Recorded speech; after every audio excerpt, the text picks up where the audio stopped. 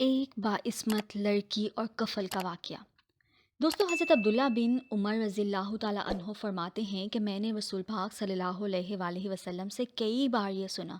آپ صلی اللہ علیہ وآلہ وسلم فرماتے کہ بنی اسرائیل میں کفل نامی ایک شخص تھا جو ہمیشہ رات دن برائی میں پھنسا رہتا تھا۔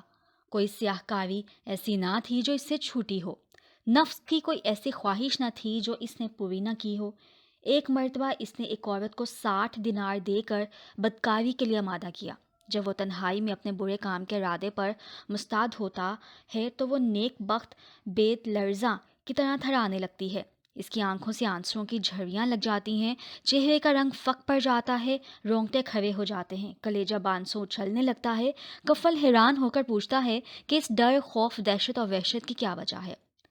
پاک باطن شریف النفس باعصمت لڑکی اپنی لڑکھڑاتی زبان سے بھرائی ہوئی آواز میں جواب دیتی ہے، مجھے اللہ کے عذابوں کا خیال ہے۔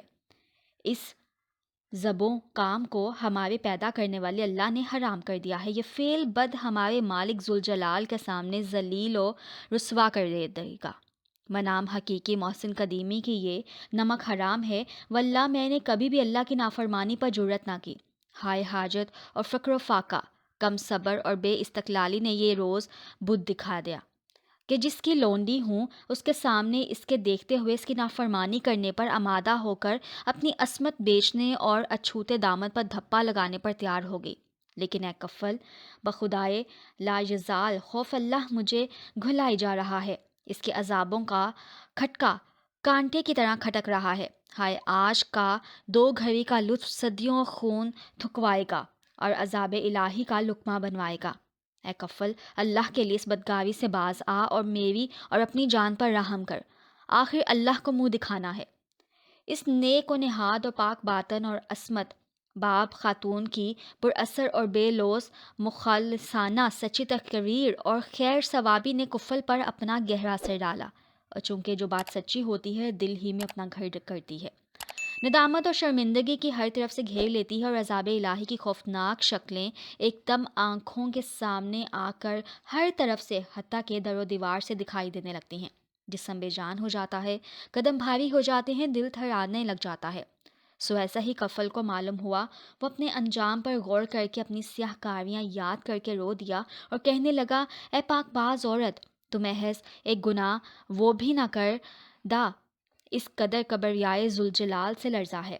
ہائے، میری تو ساری عمر اپنی بدکاریوں اور سیاہ اعمالیوں میں بسر گئی۔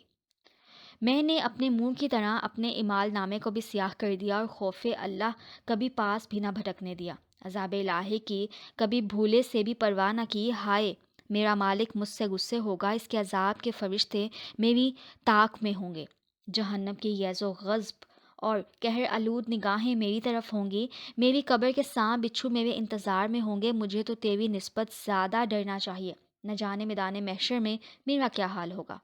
اے بزرگ عورت، گواہ رہ، میں آج سے تیرے سامنے سچے دل سے توبہ کرتا ہوں کہ آئندہ رب کی ناراضگی کا کوئی کام نہ کروں گا، اللہ کی نافرمانیوں کے پاس نہ بھٹکوں گا۔ میں نے وہ رقم تمہیں اللہ کے واسطے دی اور میں اپنے ناپاک ارادے سے ہمیشہ کے لیے باز آیا۔ پھر گریہ زاری کے جناب باری تعالیٰ توبہ استغفار کرتا ہے اور رو رو کر اعمال کی سیاہی دھوتا ہے، دامن امید پھیلا کر دست دعا دراز کرتا ہے کہ یا الہ العالمین، میری سرکشی سے درگزر فرما، مجھے اپنے دامن افومی میں چھپا لے، میرے گناہوں سے چشم پوشی کر، مجھے اپنے عذابوں سے آزاد کر۔ رسول پاک صلی اللہ علیہ وآلہ وسلم فرماتے ہیں کہ اسی رات اس کا انتقال ہو گیا۔ صبح کو لوگ دیکھتے ہیں کہ اس کے دروازے پر قدرتاً لکھا ہوا ہے، یعنی اللہ تعالیٰ نے کفل کے گناہ معاف کر دیے۔ سبحان اللہ۔